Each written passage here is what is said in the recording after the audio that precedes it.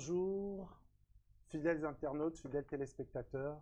J'ai le plaisir de vous retrouver après un long moment d'absence dû à la pandémie, comme vous le savez. Et donc là, je vous retrouve sur le plateau Idées croisées, une nouvelle rubrique sur votre chaîne SEP-TV que vous aimez tant. Nous nous retrouvons et sur ce plateau, aujourd'hui, j'ai l'immense plaisir de vous présenter des éminents orateurs, des intervenants de qualité, de marque. Il y en a un que vous connaissez, il n'est plus à présenter, à savoir Kuka Ingo, qui est un intervenant, un chroniqueur sur la chaîne SEP-TV. Hein, il présente plusieurs émissions, entre autres Questions pour un pasteur et bien d'autres encore, Doctrine. Nous l'avons reçu sur plusieurs rubriques sur votre chaîne SEP-TV. Et à ma droite, j'ai un orateur aussi de qualité, un sachant, on l'appellera comme ça, un sachant, qui défend les textes du Coran. Et c'est un intervenant dans plusieurs plateformes. Et aujourd'hui, nous avons le plaisir de le recevoir sur ce plateau, donc sur cette émission Idées croisées. Idées croisées, c'est une nouvelle émission. Les idées se croisent, les opinions se croisent, mais c'est de la contradiction que jaillit la lumière. Donc voilà, le cadre est placé. Vous savez tout de suite maintenant que c'est un débat. Oui, un débat, nous sommes là pour un débat. Il y en a qui pensent que c'est inutile, d'autres pensent que c'est important.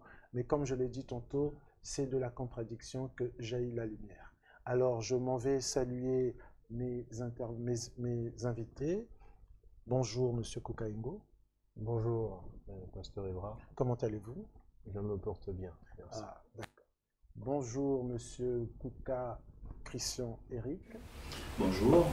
Alors, j'ai le plaisir de vous recevoir sur ce plateau. C'est une nouvelle émission que nos fidèles internautes découvrent en même temps que vous, qui êtes mes invités sur ce plateau.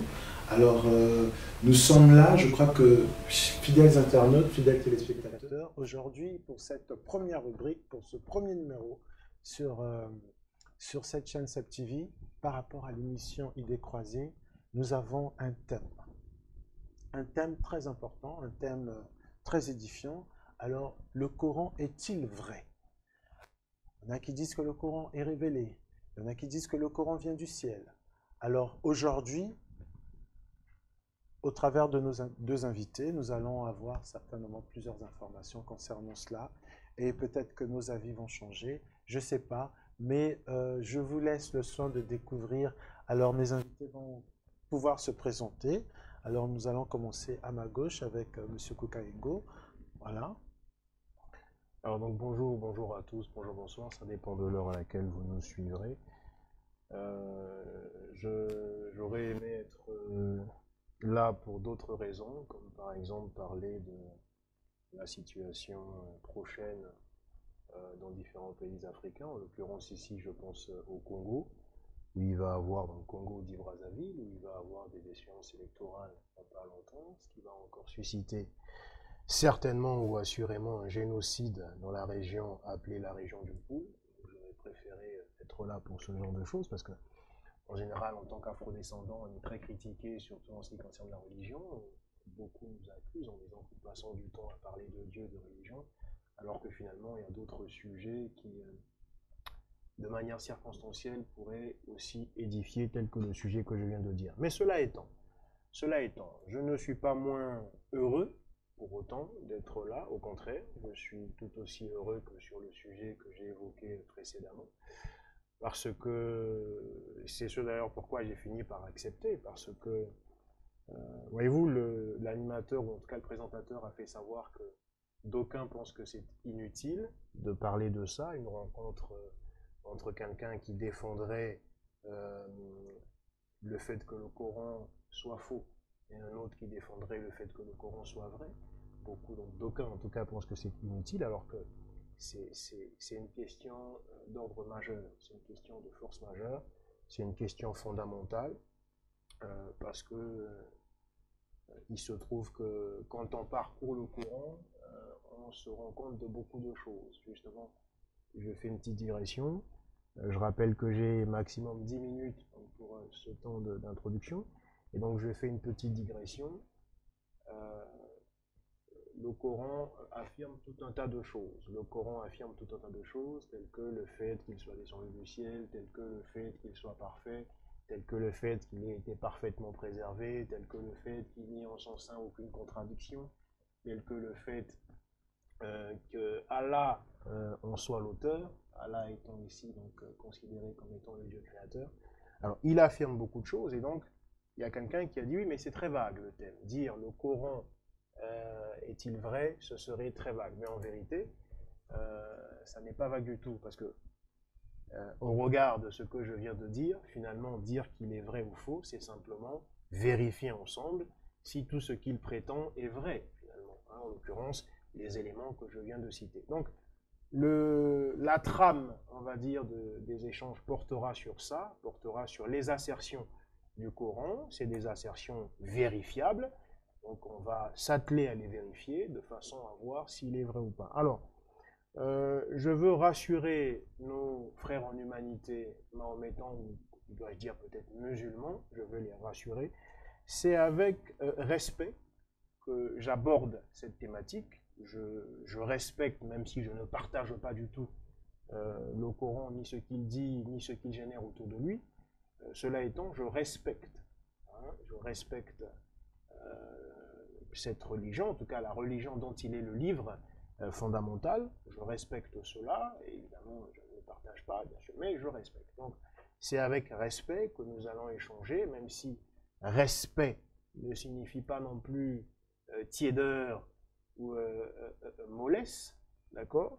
Il y aura sans doute de la virilité dans les échanges, il y aura sans doute un peu moins d'amabilité de convenance, mais cela étant, voilà, il va avoir un respect mutuel, je pense. Mon co-débatteur et moi-même étant des gens bien éduqués, outre mesure. Alors,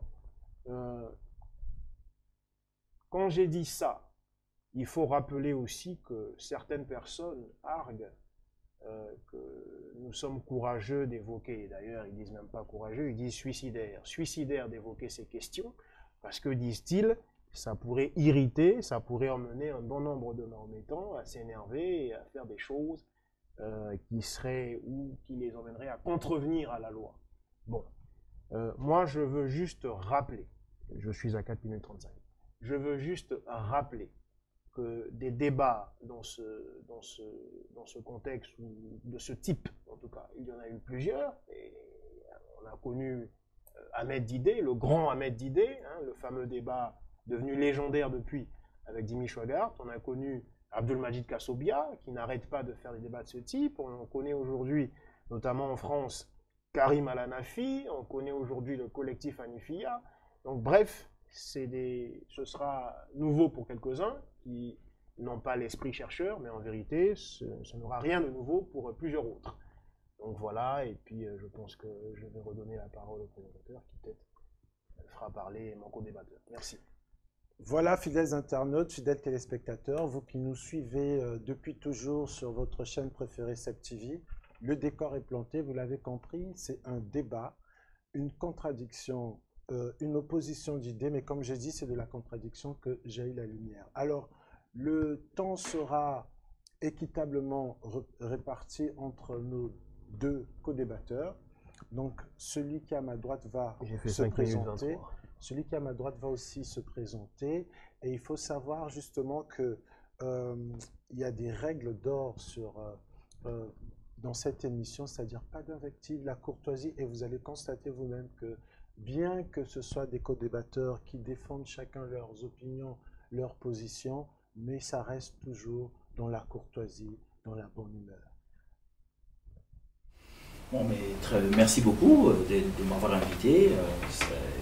Le plaisir est partagé hein, de pouvoir débattre de ces choses-là. Bon, je ne vais pas rentrer dans le débat politique, le sujet est clair. Il s'agit de parler d'un livre. Et je n'ai aucune réticence ou aucune appréhension par rapport à ce que les gens pourraient penser. Parce qu'au fond, le livre est accessible, tout le monde peut le consulter et avoir son opinion. Si mon co-débatteur pense que c'est un livre qui n'est pas vrai, ça ne reflète pas ce qu'on appelle, enfin, ce n'est pas une révélation. Ben, je vais essayer de montrer quelques éléments qui vont dans le sens de la révélation, et puis après, chacun pourra apporter quelques éléments contradictoires pour essayer de mettre à mal les opinions que je vais, ou les arguments que je vais mettre en exergue. Moi, je m'appelle Kouka Eric Christian. Pourquoi est-ce que j'accepte de me présenter sur le plateau et en parler? C'est simplement parce que j'ai eu beaucoup d'échanges, et dans ma communauté, je suis un afro-descendant et je viens du Congo-Brazzaville, j'ai constaté que la question de la divinité était une question centrale. C'est-à-dire que je ne peux pas passer une semaine sans qu'il y ait des échanges au sujet de Dieu, des relations, les tendances religieuses, et tous sont autour des textes. Les chrétiens avec le texte biblique, et les musulmans aujourd'hui, il y en a de plus en plus en Afrique centrale, qui se basent sur le texte coranique. Aujourd'hui, le sujet n'est pas de discuter de ces groupes, de discuter de la religion, chacun s'organise comme il peut. Mais je pense que le texte est là, le livre est là, il est accessible, on peut le consulter, on peut le lire, et puis se faire sa petite idée sans avoir des influences, que ce soit musulmane, chrétienne ou quoi que ce soit. Mais on parlera plutôt du livre, ce qu'il dit, comment il s'exprime, qu'est-ce qu'il veut donner comme message, et à partir de là, on se fera une idée. Pour développer dans mon idée, je partirai d'un référentiel, c'est-à-dire qu'on va choisir, parce que la question est de savoir est-ce qu'il est vrai ou faux. C'est une question, comme a dit mon co-débatteur, qui est un tout petit peu difficile. Il faut un référentiel. Qu'est-ce qui est vrai, qu'est-ce qui est faux? C'est une question philosophique. Il faut dire que on va se baser sur quelques références. Par exemple, bibliques. Je prendrai des références bibliques, et j'ai choisi pour aujourd'hui, j'aimerais parler de Marie, parce que c'est quand même un personnage qui est très controversé, que tout le monde sait, que tout le monde connaît. On connaît la naissance miraculeuse de son fils, et comme ça suscite beaucoup de débats et quant à la naissance miraculeuse de Jésus et Marie, bon, on a récemment fêté Noël, c'est toujours autour de Marie et de son fils. Donc j'étudierai ce référentiel et je vais développer là-dessus. Je vais dire ce que le Coran dit de Marie et ce que la Bible dit de Marie. Je vais montrer les liaisons qu'il y a entre les deux textes, et puis les affirmations que le Coran fait et la démonstration de la naissance de Jésus par le Coran. C'est-à-dire que je ne vais pas seulement me contenter de m'appuyer sur des dogmes religieux, mais aussi de voir si scientifiquement et avec les observations que font les biologistes aujourd'hui, si cela aurait eu une possibilité aurait une réalité, quelque chose de palpable. Et donc, voilà, j'ai été assez court quand même. Je pense que j'ai été consistant dans la présentation de ce qui va suivre, dans la présentation que je vais apporter, pour essayer de trouver un pont, pour essayer de voir éventuellement si on peut se permettre de débattre sur la question de savoir si le livre est vrai ou faux, parce que ça reste quand même une question qui, voilà, c'est très subjectif, et elle est subjective, donc on va essayer d'être le plus objectif possible et en fait d'avoir un éventail d'opinions, c'est-à-dire que j'essaierai de toucher un peu tout le monde dans mon exposé, et puis à partir de là, j'espère que mon confrère pourra avoir de l'eau dans son moulin pour pouvoir poser les questions qu'il faut, et pour que ça soit assez pertinent et qu'on puisse me mettre un peu à mal sur les arguments que je vais apporter. Voilà, nos fidèles internautes, nos fidèles téléspectateurs apprécieront les présentations de chaque intervenant. Je rappelle encore que c'est une nouvelle rubrique, Idées croisées, sur votre chaîne préférée SEP-TV. Et aujourd'hui, le thème entre les co-débatteurs, c'est « Le Coran est-il vrai ?» Alors, chaque co-débatteur aura un temps d'exposé dans lequel il pourra exprimer son idée profonde sur la question débattue aujourd'hui sur ce plateau. Et donc, je vous prie, fidèles internautes, fidèles téléspectateurs, de suivre avec attention les différentes interventions de nos co-débatteurs. Alors, pour ce faire, nous allons commencer avec vous, Kouka Éric Christian, sur cette question majeure, comme l'a dit votre co-débatteur, sur la question de le Coran est-il vrai? Est-ce qu'aujourd'hui, sur ce plateau Idées croisées, devant tous nos téléspectateurs, nos fidèles internautes, vous pouvez nous dire, que pouvez-vous nous dire à ce propos? Vous avez la parole. Déjà, il faut remettre le livre dans son contexte et essayer de le définir. Le livre, pour la plupart des groupes religieux, la plupart des groupes religieux considèrent que ce livre s'appelle le Coran. Mais le plus important, c'est de savoir ce que le livre dit de lui-même. Et le livre, lorsqu'on le consulte, le livre ne dit jamais qu'il est le Coran. Le Coran, Al-Qur'an, ça veut simplement dire une récitation, une lecture. Donc le Coran, quand on a consulté le livre dans son ensemble, le livre rend témoignage en disant que c'est une lecture qu'on a donnée à Mohammed. Et on a une autre expression qu'on appelle Al-Kitab. Le Kitab, c'est le livre. Et lorsqu'on le consulte, à partir du moment où on a fini de lire la première partie du livre, on rentre dans la sourate Al-Baqarah. Dans Al-Baqarah, la première chose qui marque, c'est que on commence par parler du livre. Et on dit que c'est le livre dans lequel il n'y a aucun doute. Donc, le décor est planté par rapport au livre, indépendamment de ce que les gens disent aux alentours. Il y en a qui viennent, qui vous disent c'est un Coran, ça n'a aucun sens. Parce que le Coran, c'est une récitation. Lorsqu'on donne les mots à Mohammed, pour qu'il puisse les réciter, au moment où il les récite, c'est ça qu'on appelle le Coran. Quand je lis la Bible, si je suis en train de lire un verset, ce que je suis en train de lire, c'est un Coran. C'est ça le sens même du terme Coran. Donc, par exagération et par extrapolation, la plupart des groupes religieux appellent ce livre le Coran, en disant que bon, tout est Coran. Or, le livre dit clairement qu'à Mohammed, il lui a été donné deux choses.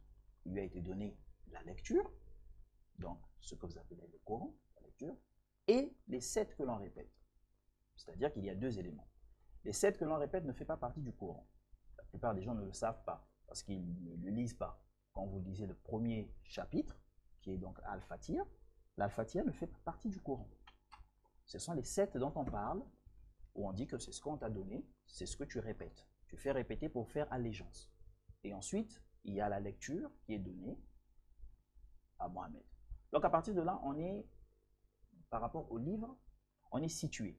On sait que le livre, ce n'est pas le Coran, c'est par exagération, c'est-à-dire que c'est un qualificatif qu'on a donné par paresse de traduction, et on dit le Saint-Coran. Comme vous le disiez, moi j'en ai ramené un, une très mauvaise traduction d'ailleurs, j'en ai ramené un, c'est écrit le Saint-Coran, mais vous ne trouverez pas cet argumentaire dans le livre. Ensuite, une fois qu'on a planté le décor, c'est quoi finalement? C'est quoi ce corpus? Ce corpus est constitué des différentes lectures qu'a eu à faire Mohammed le long de son ministère, c'est-à-dire qu'il a duré 23 ans.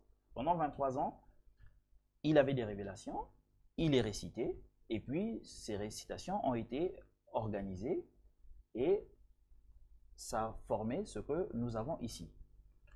Est-ce que je suis capable de vous dire qui a constitué ce livre? Je ne peux pas le dire, je n'étais pas là quand il a été constitué, mais par contre, je peux le consulter, je peux le lire, je peux voir ce qu'il a comme substance, et quand je le lis, je suis choqué et même surpris de voir que tous les argumentaires qui viennent, que ce soit des religieux, que ce soit des diffamateurs ou ceux qui parlent contre le livre, sont très loin de ce que le livre dit de lui-même. Le livre affirme qu'il a été organisé par son auteur. Et nous savons que l'auteur de ce livre n'est pas Mohammed. Il suffit juste de le lire pour vous rendre compte que ce n'est pas lui. Son nom a été cité 4 fois. Il n'a été mentionné que 4 fois dans le livre. Je parle de la récitation, indépendamment du titre d'un chapitre qui porte son nom. Et je vois que Moïse est le plus cité dans le livre. Et puis, Jésus, évidemment, est largement cité. Et je suis stupéfait de voir que c'est le Coran qui confirme que Jésus est la parole. Ce qu'on ne trouve pas de façon claire, par exemple, dans la Bible. Donc, dans la Bible, il faut passer par des déductions. Par exemple, quand on a lu Jean, au commencement était la parole, et on peut déduire que c'est de Jésus dont on est en train de parler. Mais le Coran ne passe pas par plusieurs chemins. Il dit clairement qu'il est la parole. Pourquoi il dit qu'il est la parole? En fait, quand on le consulte, on voit qu'il y a un personnage central qui est donc Marie, la Vierge. La Vierge Marie, elle a un titre dans le livre. C'est la seule femme dans le livre, dans tout le livre, qui a son nom mentionné. Il n'y en a pas une autre. Mohamed aurait pu choisir sa femme, ou encore son frère, sa sœur plutôt, sa fille, aurait pu trouver le moyen d'en parler. Il n'en a pas parlé. Mais il a parlé de Marie. Marie est largement citée dans le livre et c'est l'unique femme. C'est-à-dire que je ne trouverai pas le nom de mon épouse dans le livre, je ne trouverai pas le nom de ma tante, de ma grand-mère. La seule femme qui a été représentée, c'est Marie. C'est la raison pour laquelle j'avais envie de mettre un peu l'accent là-dessus. Parce que généralement, on a une très mauvaise interprétation de ce que le livre dit de Marie. J'ai retenu 2 choses. Ce que généralement les opposants du livre utilisent pour argumenter. C'est-à-dire qu'ils utilisent les traductions et les interprétations des religieux. Mais j'ai retenu 2 choses qui vont marquer peut-être la plupart des gens et ça va être facile à trouver. J'ai trouvé le mot prostituée dans le livre. J'ai trouvé le mot prostituée dans les traductions, mais pas dans le texte original. L'avantage qu'on a avec le Coran, c'est qu'on a la partie arabe et on a la partie des traductions, que ce soit anglaise, que ce soit en français. On a la particularité de vérifier ce qui est écrit en arabe. Quand je regarde en arabe et que je vois que le mot qui a été traduit, il n'est cité que 2 fois, le mot prostituée. C'est-à-dire que c'est le mot barrière. Vous pouvez le vérifier. Quand je vérifie le mot, je me rends compte que le mot n'a pas ce sens. Et c'est par exagération que la plupart des religieux ont traduit la phrase. Les religieux, que ce soit les chrétiens qui sont habitués au Nouveau Testament, connaissent à peu près le récit qu'il y a eu entre l'ange Gabriel et Marie. L'ange Gabriel se présente à Marie et l'ange vient pour lui annoncer une bonne nouvelle, qu'elle va avoir un fils, et elle demande à l'ange comment cela peut-il être possible? Je ne connais point d'homme. Ça, c'est la Bible qui le dit. Le Coran, il n'y a pas le mot prostituée. Quand on voit le récit biblique, elle ne dit jamais que je ne suis pas une prostituée. Je ne sais pas d'où ils sont allés chercher ça. Mais quand on lit le Coran et qu'on lit en arabe, on se rend compte que c'est quasiment la même chose. C'est-à-dire qu'elle répond en disant aucun homme ne m'a touché.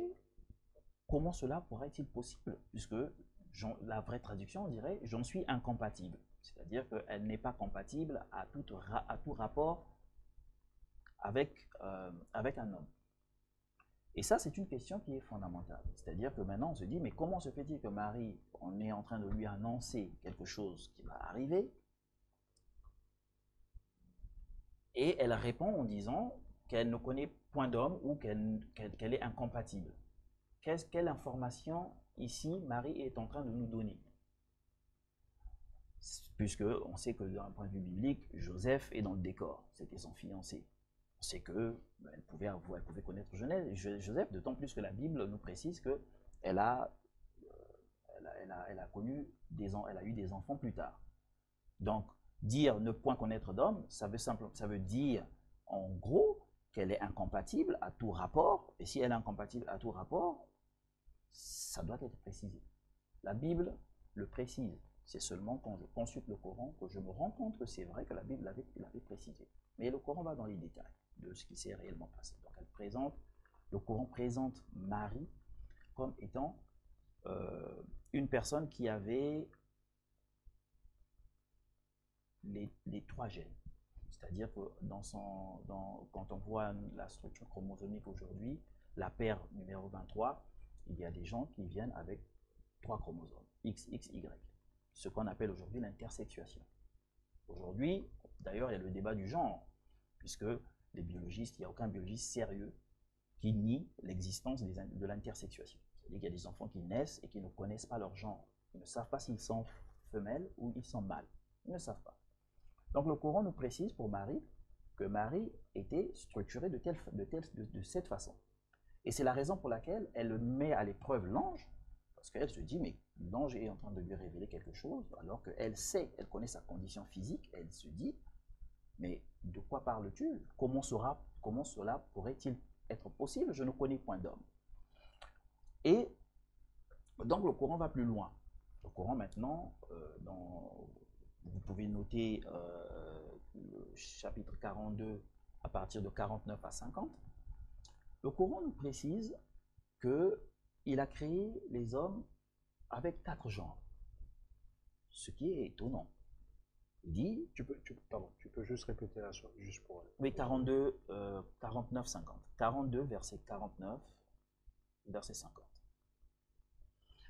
Et dans ce chapitre, dans ces 2 versets, le Coran est en train d'expliquer la création.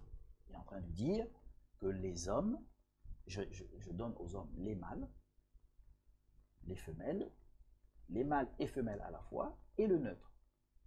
C'est-à-dire, quand on lit les traductions de nos frères, que ce soit musulmans, chrétiens, les traductions, si je pourrais vous lire la traduction, de toute façon dans les échanges, je pourrais vous lire les versets pour être un peu plus illustratif, on se rend compte que c'est une mauvaise traduction, parce qu'ils font une confusion entre une femelle et une fille, vous savez, ou entre un mâle et un fils.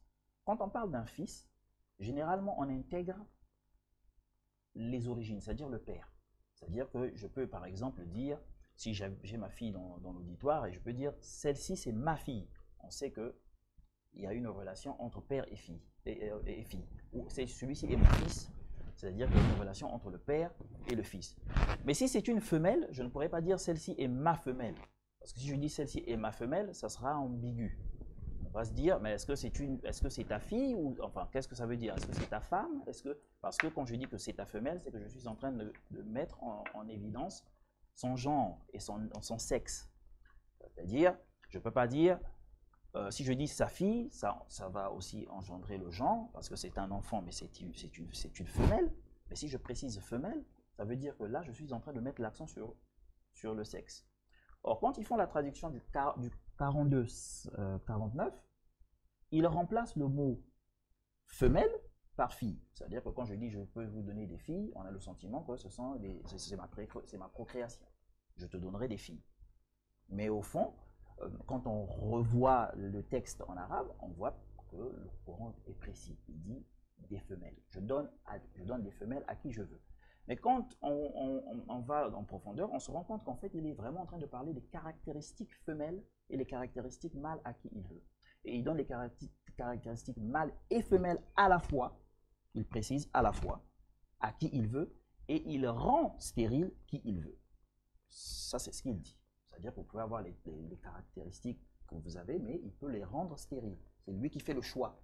Donc, on n'est pas tous appelés à procréer. C'est le choix de Dieu. Maintenant, revenons sur Marie. Marie, à la naissance de Marie, la mère de Marie, donc Anne, il dit, elle voulait un enfant, elle voulait un fils. Parce qu'elle était lévite, elle voulait que son fils puisse devenir un sacrificateur.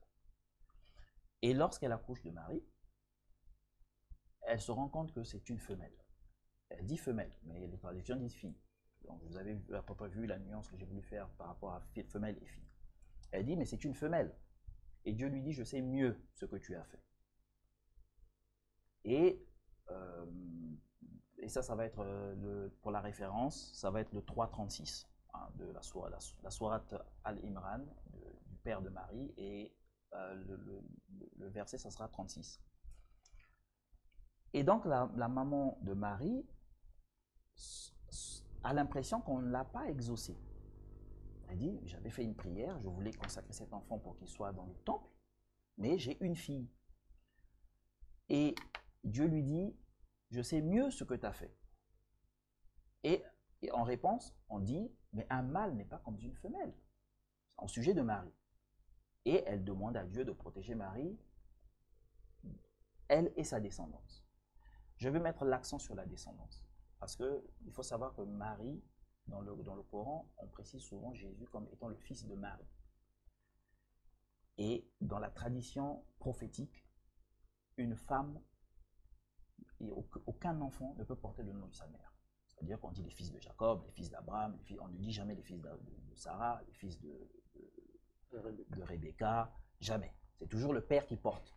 Et le Coran dit fils de Marie. Ça pourrait être une contradiction. On pourrait dire, je vous assure, moi quand j'ai lu ça pour la première fois, connaissant un peu le discours prophétique, je me suis dit, ça c'est une contradiction. Parce qu'il ne peut pas être le fils de Marie.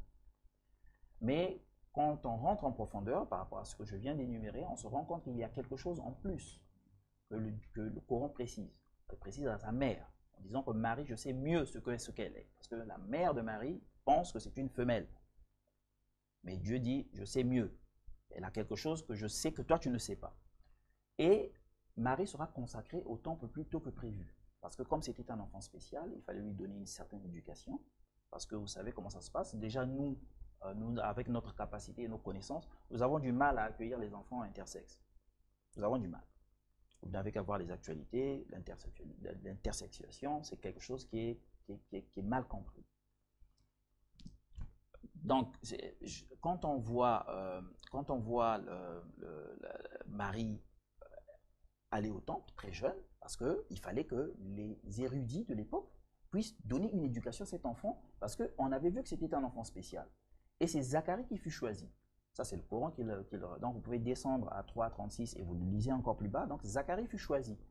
Zacharie, on dit qu'ils jetèrent leurs plumes et Zacharie fut choisi. Jetèrent leurs plumes, les érudits arabes disent que c'était, et musulmans disent que c'était un tirage au sort. Non, jeter la plume, c'est de montrer que j'ai les capacités de donner cette éducation. C'était un conclave, puisqu'on demandera à Mohamed, on dit à Mohamed que tu n'étais pas là quand ça a été fait, pour préciser que c'était un conclave et que personne ne pouvait le savoir, à part Dieu lui-même, puisque c'était un secret.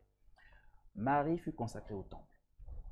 Lorsque Marie, cette fois-ci, va rencontrer l'ange, Marie confirme son caractère intersexuel. Parce qu'elle dit à l'ange, comment cela va-t-il se faire puisque je ne connais point d'homme. Et dans le livre, elle dit, j'en suis incompatible. Je suis incompatible d'être dans une liaison avec un masculin. Et donc l'ange répond en lui disant, ceci est facile pour moi, a dit ton Seigneur.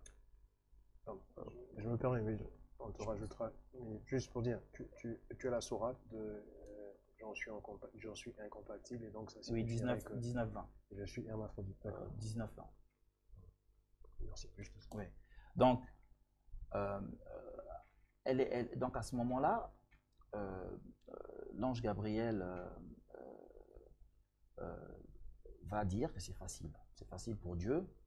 Il suffit juste qu'il puisse dire soit et ça se fera. Mais quand on a dit cela, le Coran ne s'arrête pas là. Le Coran va dans les détails.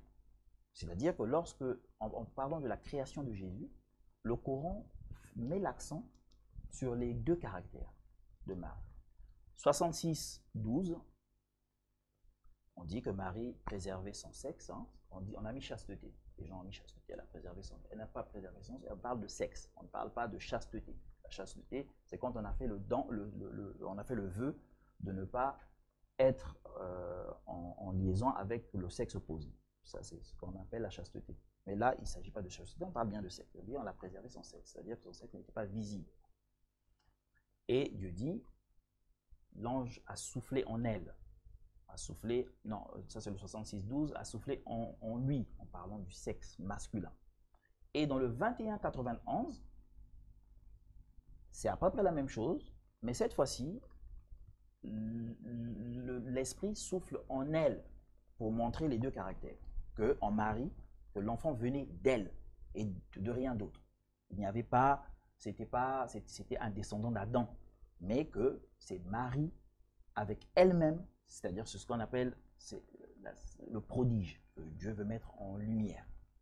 Et il précise que ce prodige sera un signe, pas pour les chrétiens, pas pour les musulmans, pas pour les Juifs, pas pour seulement, mais ça sera un signe pour l'humanité. C'est-à-dire que Dieu est en train de nous indiquer ici que lorsque nous allons avoir les capacités mentales pour comprendre ce que c'est qu'un génome, ce que c'est que la génétique, ce que c'est que la sexuation, vous verrez ce signe. Et aujourd'hui, on est en train de le voir. Aujourd'hui, on commence à voir que c'est vrai, il y a de plus en plus de gens qui témoignent, puisqu'on peut, aujourd'hui, il y a des réseaux sociaux, les gens communiquent, on commence à voir qu'il y a des gens qui naissent et qui ne savent pas quel est leur genre. Et quand on vérifie génétiquement, on se rend compte que le chromosome 23, en fait, se retrouve avec le XXY.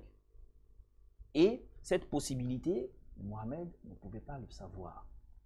C'est-à-dire que quand il est en train de réciter, ces choses, il est en train de réciter sur Marie, il ne pouvait pas savoir. C'est impossible. Et ça corrobore, en fait, ce que dit Luc et ce que dit Matthieu. Parce que si Luc ne parle pas de Joseph, mais Matthieu parle de Joseph. Et Joseph, on annonce à Joseph que sa femme est enceinte et que c'est par l'opération du Saint-Esprit. Et à la fin de ce récit, on lui dit, il ne connut point Marie jusqu'à la naissance de Jésus. Il ne connut point, il ne pouvait pas la connaître. Quand il a épousé Marie, Marie n'est pas venue en cloque. Hein? Marie ne pouvait pas venir en mariage en cloque, elle ne pouvait pas venir avec un ventre, c'est-à-dire visible. Si elle était venue avec un ventre visible, le mariage ne se serait pas fait. Il suffit juste d'aller et de vous renseigner sur la tradition juive, c'était impossible. Le jour où ils se mettent ensemble, Marie ne peut pas avoir un ventre ostentatoire qui montre qu'elle est enceinte. Donc Joseph ne pouvait pas le savoir. Et Marie ne pouvait pas rendre témoignage d'elle-même, parce que c'est la tradition prophétique. Quand on a une mission, on ne rend pas témoignage de soi-même. Marie ne pouvait pas le dire à Joseph. Il a fallu que l'ange puisse révéler cela à Joseph. Lorsque Joseph a eu cette révélation, et il a reçu les ordres, c'était un homme bon et juste, il a fait ce que l'ange lui avait dit dans son rêve. Et ça, c'est un exemple concret pour montrer que là, maintenant, le livre est en train, c'est un défi que je suis en train de lancer. Je dis, ici, le livre démontre que Marie était intersexe, qu'il y avait une intersexuation et que c'est prouvé. On peut prouver, on peut rentrer dans les textes arabes et on peut voir la façon dont cela est relaté pour montrer la naissance miraculeuse de Jésus. Et pour la petite histoire, je pourrais appliquer même l'algèbre, si vous voulez, par rapport à cela. Parce que nous, en génétique, généralement, on met des X, X, Y, on met des lettres. Mais le Coran ne fonctionne pas comme ça. Le Coran fonctionne en matière de chiffres. Il n'utilise que les chiffres, il compte nos doigts de la main. C'est-à-dire que c'est à base de 10. Et à chaque fois, vous aurez la première, donc ça sera l'alpha, c'est-à-dire 1. Et puis on aura l'oméga, ça sera 9. L'alpha et l'oméga sera l'élément central de ce livre. C'est-à-dire que quand on parle de l'alpha et l'oméga, c'est-à-dire que vous avez 1 qui représente la jante masculine qui peut avoir une descendance jusqu'à 9, et 9 n'a pas de descendance. Donc 9, ça représente toujours une reproduction. Donc on reproduit la suite.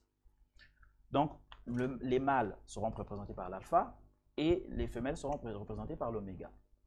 Et ces deux chiffres, vous remarquerez que si vous comptez le nombre de sourates, il y a le mâle qui est 1, le 9 qui est femelle, et le 1 et le 9, c'est-à-dire le 19 qui est le mâle et femelle, l'alpha et l'oméga. Et l'alpha et l'oméga, c'est exactement le nombre de la sourate de Marie. Si vous comptez, vous arriverez à la sourate numéro 19, ben vous allez tomber sur Marie. Ça, ce sont des signes, le livre fonctionne comme ça. Il donne des différents signes pour que vous puissiez vous souvenir. Quand vous entendrez parler de l'alpha et de l'oméga et que ça a été démontré que l'alpha et l'oméga tient la norme, même en matière de manipulation. Quand on les manipule, quand on met le 1 et le 9, on aura toujours 1. Ça veut dire l'unité. Et le 19-19, parce qu'on peut remonter, j'ai donné la référence du 19-20, le 19-19 est le verset qui parle de Jésus et de Marie, c'est-à-dire de l'annonce de la naissance de Jésus, l'annonce miraculeuse. L'annonce miraculeuse est sur le 19-19. Comme j'ai essayé de faire le parallèle entre la façon dont nous, aujourd'hui, on note la génétique, mais Dieu ne note pas la génétique avec vos lettres. Il note la génétique avec les chiffres. et il a utilisé 2 chiffres. On peut les manipuler comme on veut. On aura toujours un raisonnement cohérent qui explique, enfin, la naissance miraculeuse de Jésus. Donc, j'ai encore une autre référence à donner. Ce sera le 23-50. Le 23-50 qui confirme, en fait, la fécondation du Christ, la fécondation de Jésus. Donc, les biologistes sont avertis, ils peuvent vérifier. 23-50. Les biologistes sont informés, ils peuvent vérifier mes propos, et puis ils peuvent, c'est à l'occasion, ceux qui vont regarder ceci sur le net, ils pourront interroger et ils pourront apporter des arguments pour essayer de contredire ceci. Et voici un livre, quand on le lit de façon paresseuse, parce que quand on essaye de lire les traductions, on nous dit par exemple que le livre est infalsifiable. Ça, c'est le commentaire généralement des gens qui n'ont pas bien lu le livre. Le livre n'a jamais dit qu'il était infalsifiable. Le livre ne l'a jamais dit. On a le chapitre 15 au verset 10, c'est clair. Ici, on est en train de parler du rappel. En fait, qu'est-ce que c'est que le rappel? Parce que généralement, les gens font une association entre le Coran et le rappel. J'ai déjà précisé que le Coran ici, c'était juste la lecture. Mais le rappel, c'est autre chose. Le rappel, comme ça l'indique, le rappel, c'est ce qui te permet de te souvenir. C'est-à-dire que quand je vais lire les versets, pour ceux qui ont eu l'habitude de lire le Nouveau Testament, ils se rendront bien compte qu'il y a quelque chose ici qui nous rappelle ce qui a été écrit ici. Il y a quelque chose dans le Coran, quand je vais faire la récitation, qui va me rappeler ce que j'ai déjà reçu. Et Dieu dit que ce rappel-là sera préservé. C'est-à-dire que vous ne pourriez pas lire ce livre sans que ça ne vous ramène à la Bible. C'est impossible. C'est ce rappel-là qui sera protégé. C'est-à-dire qu'on peut faire des manipulations comme vous voulez. Vous pouvez manipuler le livre, la Bible, à chaque fois révisé. Le Coran n'est pas exempt de ce genre de manipulation. Hein, il ne faut pas... il n'y a qu'à voir Rachad Khalifa, par exemple, qui a enlevé 2 versets, deux versets de la sourate 9. Donc, c'est des choses qui se font. Mais on ne parle pas du livre, on ne parle pas du texte. On est en train de parler du rappel. Donc, il faut faire la différence. Il y a al-zikr, ce qui veut dire le rappel, et il y a al-Qur'an. C'est 2 choses différentes. Le livre ne dit jamais que le Coran ne peut pas être manipulé. D'ailleurs, vous n'avez qu'à lire la sourate 75 à partir de 16 à 19, vous verrez bien qu'on reproche à Mohammed d'essayer de tourner sa langue lorsqu'il lit. Donc on lui demande de suivre la lecture, de la suivre correctement telle qu'on est en train de lui indiquer. Ça veut dire que l'Al-Qur'an peut être perturbé par la façon dont nous le récitons. Et on lui dit de suivre la lecture telle qu'elle est et telle qu'il l'entend. Donc c'est pour dire que le Coran, ça n'a rien à voir avec le rappel. Donc ceux qui considèrent que, en fait, parce que beaucoup de gens viennent et défendent le Coran en disant que c'est un livre, c'est pas falsifiable, non, c'est du papier, ce sont des mots, je vous rassure, le Coran peut être falsifiable. D'ailleurs, il y a un verset qui est très éloquent là-dessus, c'est le 3,78. Le 3,78 dit très bien que parmi eux, ceux qui défendent généralement le livre, il y en a qui font croire que ce qu'ils disent vient du livre. Ils le font croire, en faisant croire que cela vient de Dieu. Donc ici, Dieu lui-même est en train de montrer que c'est possible de manipuler, c'est possible de tourner la langue, c'est possible de manipuler le livre, mais le rappel ne sera jamais manipulé. C'est-à-dire que je peux apporter un raisonnement comme je veux, je peux essayer d'apporter une théorie autour du livre. Lorsqu'on va rentrer dans le dur, c'est-à-dire qu'on va essayer de lire les mots et on va essayer de les définir, on se rendra bien compte que le rappel est protégé et que le mensonge sera mis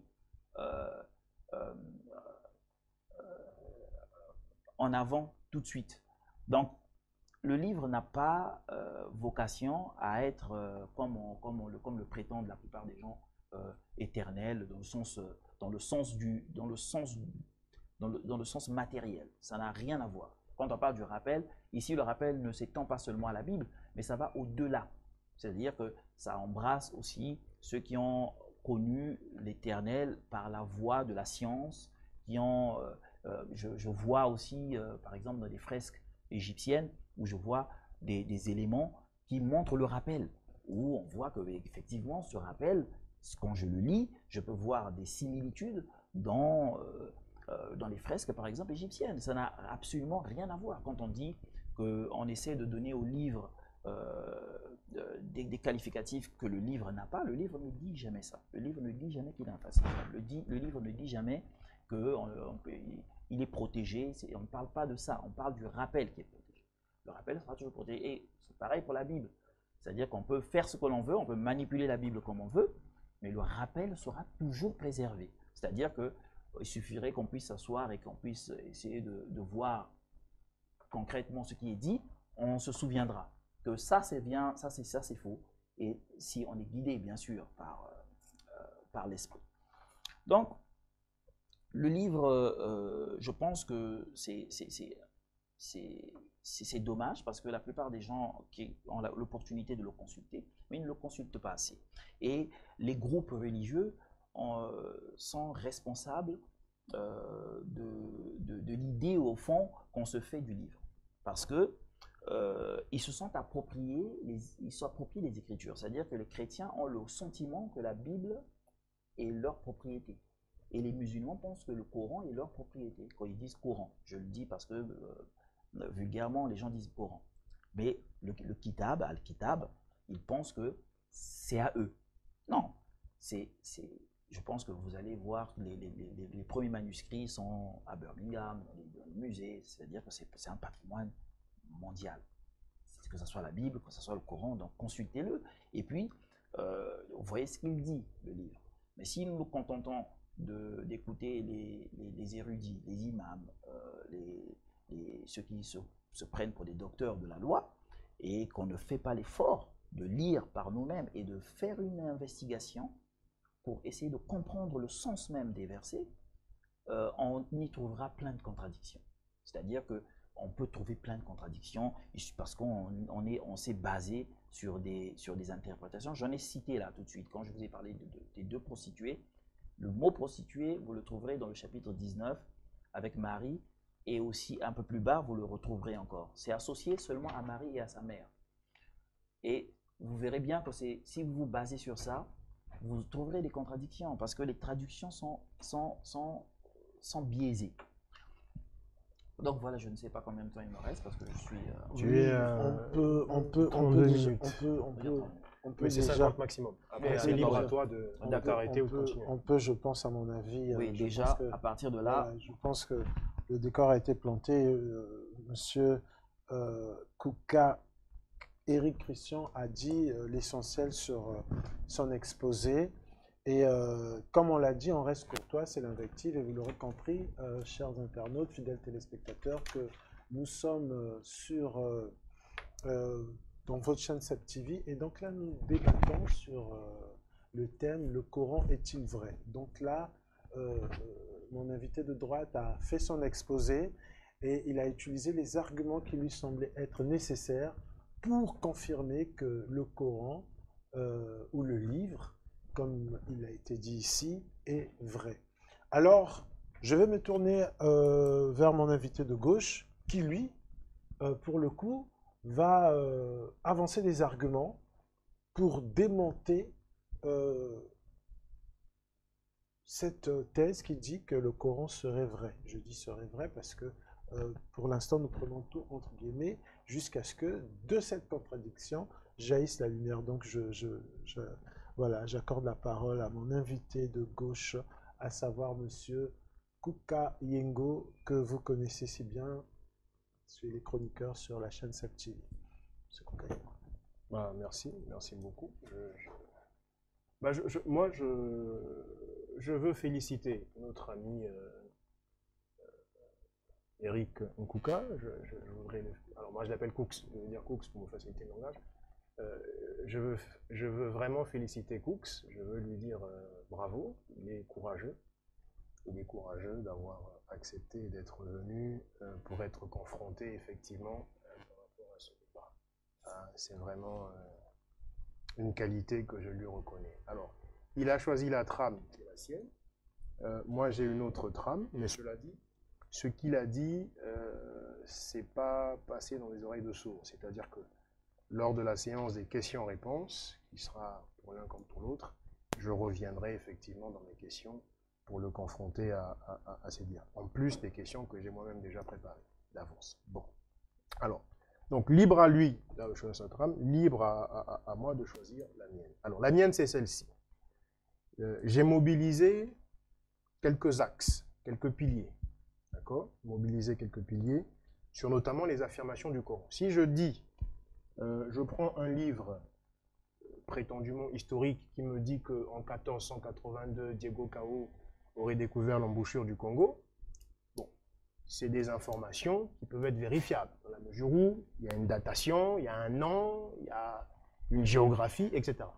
Donc, pour dire que ce livre qui parle de Diego Cao, qui en 1482 découvre l'embouchure du Congo, pour découvrir si ce livre est faux ou si cette assertion est fausse, il y a des éléments vérifiables, je vais aller vérifier l'exactitude de ces éléments-là. Ici, il ne s'agit pas de Diego Cao, ici, le livre, peu importe comment on l'appelle. Moi, je ne suis pas choqué que lorsqu'il dit il ne faut pas l'appeler Coran, Coran signifie simplement récitation. D'ailleurs, je vais y venir. Bref. Mais peu importe comment on l'appelle, pour l'instant, pour être compris de ceux qui nous suivront, parce que comme c'est télédiffusé, je vais l'appeler Coran pour des besoins de compréhension. Et d'ailleurs, j'expliquerai tout ça. Alors, donc, l'une des premières affirmations flagrantes du Coran, c'est la sourate 4.82. La sourate 4.82, j'entre tout de suite dans le vif pour ne pas perdre de temps, parce que le temps est compté. Elle dit quoi? Elle dit, ne médite-t-il donc pas le Coran? S'il provenait d'un autre qu'Allah, ils y verraient maintes contradictions. C'est pas moi qui le dis, c'est pas ici un érudit musulman qui dit, d'accord? C'est le Coran qui le dit. La sourate 4.82. Or, déjà, sur cette affirmation qui, d'après le Coran, viendrait d'Allah, sur cette affirmation, j'ai des remarques à faire. Avant d'y répondre, j'ai des remarques à faire. La première remarque, c'est pourquoi Allah dit-il maintes contradictions? Une seule contradiction ne suffirait pas à Allah pour dire, ben, finalement, si vous y trouvez une seule contradiction, cela ne vient pas de moi. Allah aurait-il peur qu'on y trouve plusieurs, mais pas peur qu'on en trouve une? Je n'affirme pas qu'il a peur. Cependant, ce sont des questions que je pose, qui font partie donc de mes remarques. Deuxième remarque. Quand on comprend ce que dit le Coran donc dans la sourate 4.82, est-ce que ça veut vouloir dire que si un texte est écrit sans contradiction, ce texte vient nécessairement d'Allah? Parce qu'il y a plusieurs textes qui sont écrits sans aucune contradiction à l'intérieur. Est-ce que pour autant ces textes-là viennent d'Allah?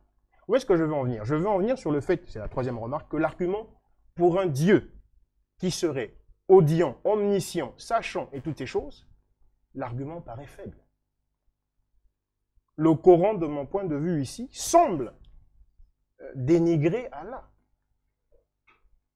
en faisant dire à Allah un argument qui est très faible en termes de raisonnement. D'accord? Donc ça, c'était les trois remarques par rapport à la sourate 4.82. Mais maintenant, rapidement, on va voir donc, puisque selon la sourate 4.82, encore faut-il qu'on le comprenne bien, si on trouve des erreurs, ou plutôt des contradictions, autant pour dans le Coran, c'est qu'alors le Coran ne vient pas d'Allah. C'est pas moi, c'est pas un érudit. Faut pas que mon co-débatteur dise oui, ce sont les érudits. Non, c'est écrit, c'est le texte. Alors, on va voir s'il y en a ou pas des contradictions. Justement, on va aller vérifier le vérifiable. Première contradiction que je peux énumérer. Qu'est-ce qui a été créé en premier par Allah? Réponse du Coran, sourate 2, au verset 29. La terre a été créée en premier. Et finalement, le Coran va dire, ah ben non, sourate 79, au verset 27. Les cieux ont été créés en premier. Il y a contradiction. Ou c'est la terre ou c'est les cieux. La terre et les cieux ne peuvent pas avoir été créés en premier. C'est complètement illogique, complètement incohérent. C'est une contradiction. Bon. Qui est le premier musulman? Réponse du Coran. Sourate 6 au verset 14. Je rappelle ici que je ne parlerai pas de la tradition. En tout cas, pendant un bon moment. Je pourrais peut-être évoquer, comme il lui est arrivé de faire appel à la tradition, alors qu'il n'y croit pas. Même s'il en a fait appel, mais tout de suite pour la contredire. Donc là, il est cohérent. Mais là, je vais rester uniquement dans le Coran. Donc les arguments que je prends ne sont pas de moi. C'est le Coran qui s'exprime. Je fais parler le Coran. Donc, qui est le premier musulman? Réponse du Coran. Sourate 6 au verset 14. Mahomet est le premier musulman. Ou Muhammad, on va dire. On va parler plus respectueusement. Muhammad est le premier musulman. Sourate 7 au verset 143. Moïse est le premier musulman. Sourate 3 au verset 67. Abraham est le premier musulman. Mais il faut savoir. Hein? On ne peut pas être tous premiers en même temps. C'est pas possible. Il y a des premiers ex-aequo, mais là, il est question de chronologie. Premier ex-aequo, encore faut-il que vous soyez tous contemporains. Mais Mahomet n'est pas contemporain de Moïse, Moïse n'est pas contemporain d'Abraham. Donc, ils ne peuvent pas être premiers ex-aequo. Donc, il y a forcément un qui est premier et puis les autres ensuite, deuxième et troisième. Bon, c'est une contradiction. Troisième contradiction que je peux lever ici, il y en a plusieurs, j'en ai plus d'une quarantaine. J'en citerai quelques-uns et puis je passerai sur d'autres piliers que je mobilise pour démontrer la fausseté donc, du Coran. Troisième contradiction, Abraham est-il idolâtre? Réponse du Coran, oui, il était idolâtre. Sourate chapitre 6, versets 76 à 78. Je les cite au cas où mon co-débatteur voudrait les noter, ou l'auditoire voudrait les noter pour vérifier.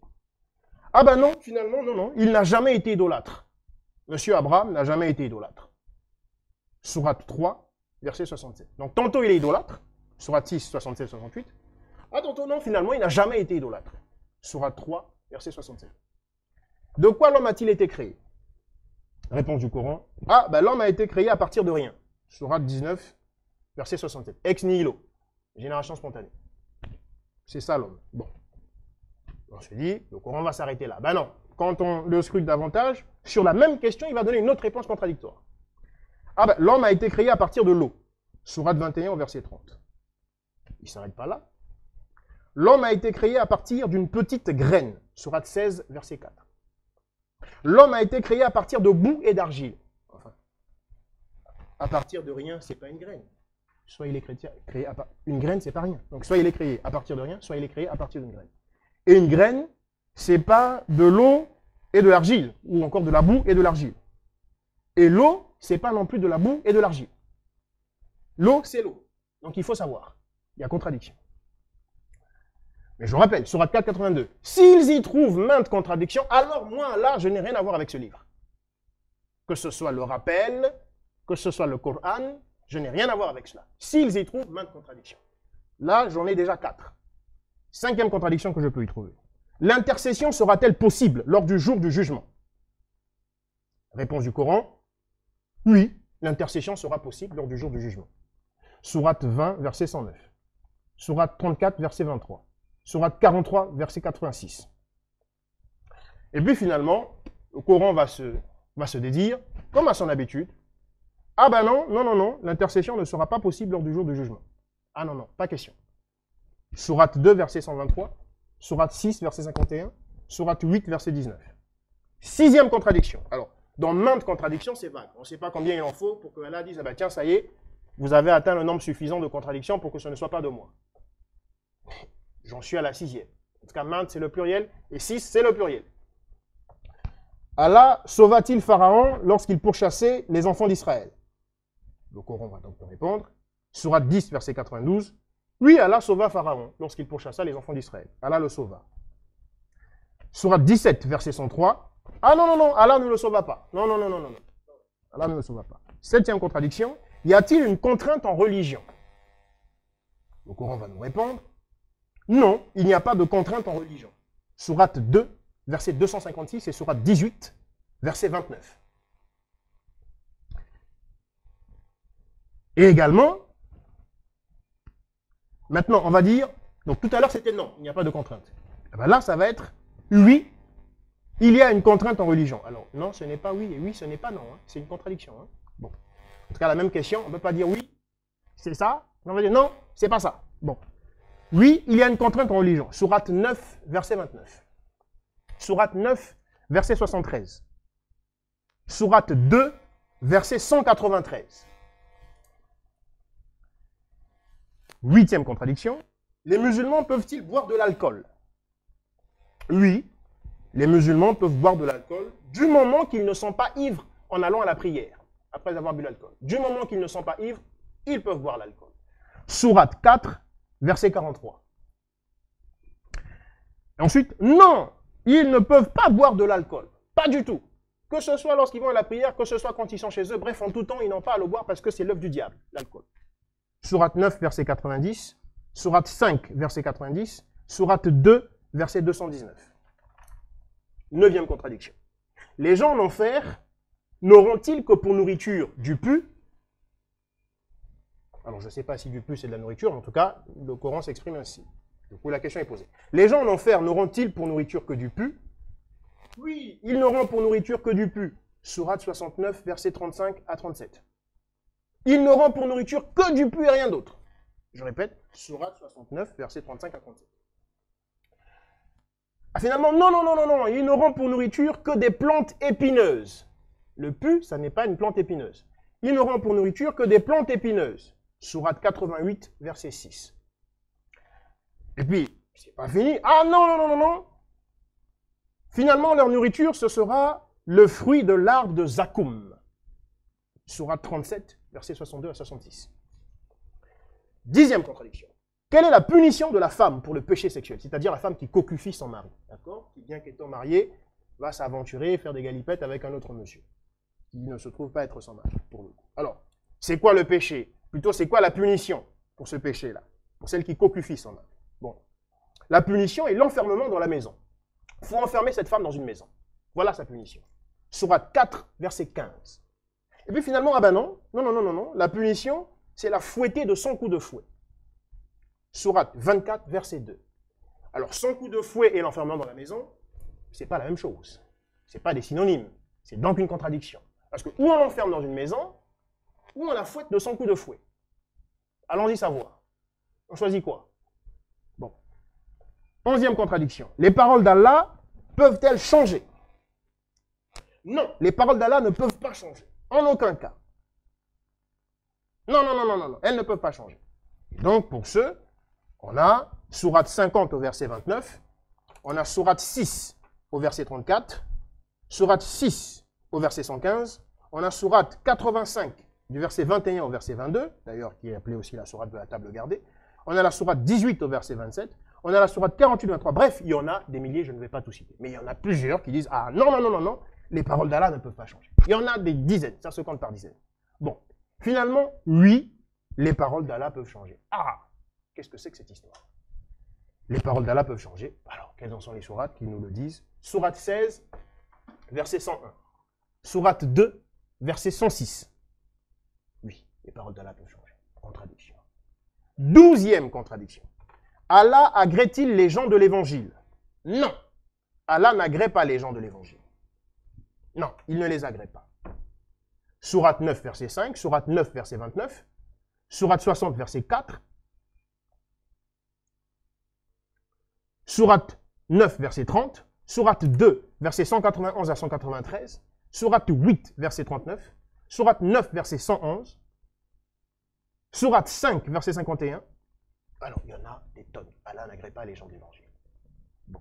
D'après le Coran. Bon. Ensuite, ah oui, finalement, oui, non, en fait, c'est peut-être un oubli. Bon, en tout cas, Allah agrée les gens de l'évangile. Allah agrée les gens de l'évangile. Sourate 3, verset 55. Sourate 61, verset 14. Sourate 2, verset 62. Bon. 13e contradiction. Tous sont-ils soumis à Allah? D'après le Coran, bien sûr.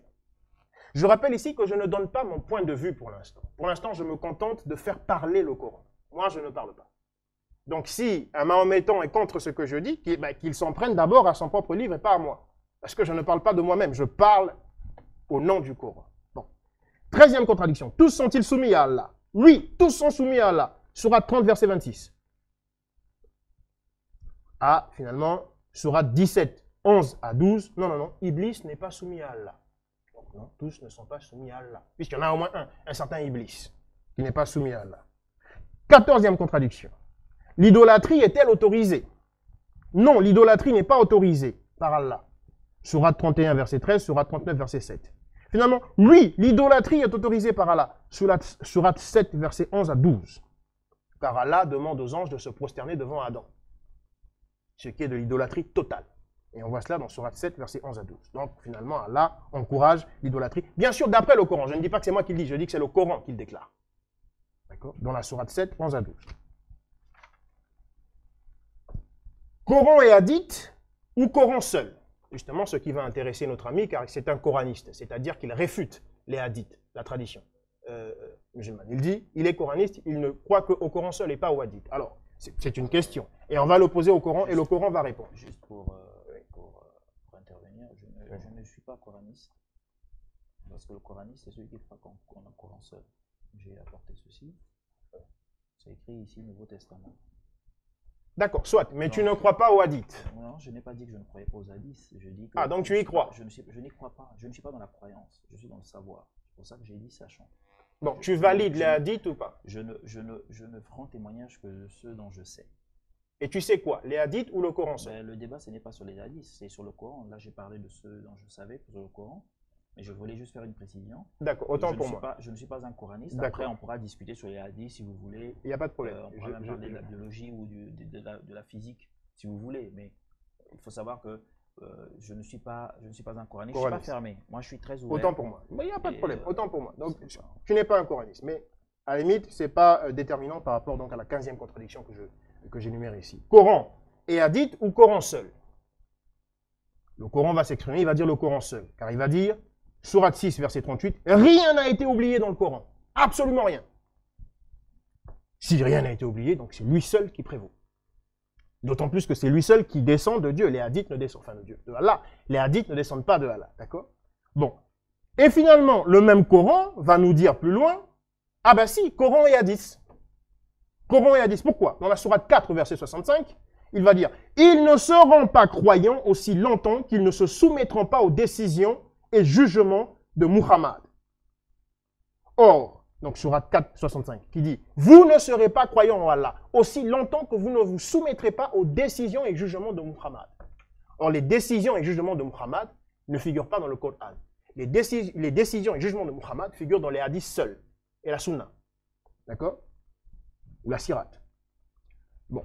Donc, c'est une contradiction. Parce que le Coran renvoie ceux qui croient en lui, ceux qui croient au Coran, ceux qui croient en Allah, les renvoie aux hadiths, à considérer les hadiths. Selon la sourate 4, verset 65. Il y a également la sourate 33, verset 21, qui dit « Obéissez à Allah et obéissez aux messagers d'Allah. » Mais pour obéir aux messagers d'Allah, il faut qu'on écoute ces directives. Mais ces directives ne figurent pas dans le Coran. Ces directives figurent dans les hadiths et la sunna. Excusez-moi, j'ai omis de remettre mon temps lorsque notre ami m'a interrompu. C'est important que je respecte le temps. Donc je relance, excusez-moi. Alors, donc, 16e contradiction.